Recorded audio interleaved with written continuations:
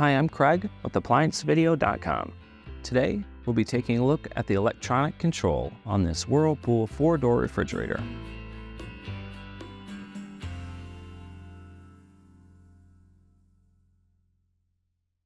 Stop. Before beginning any repair, always be sure to disconnect the power to the appliance.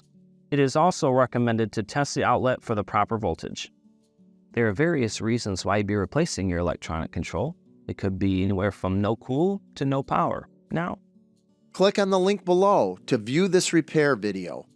ApplianceVideo.com guides you step by step, giving you the confidence to avoid recalls and callbacks, also saving time on repairs. Whether you're up against an uncommon repair or the latest appliance on the market, our videos have been created with you in mind.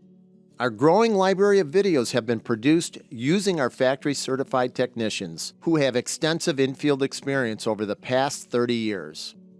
ApplianceVideo.com provides high-quality repair videos that anyone can follow, regardless of their skill level. We are here to help. Click on the link below to view this repair video and let us help you do it right the first time.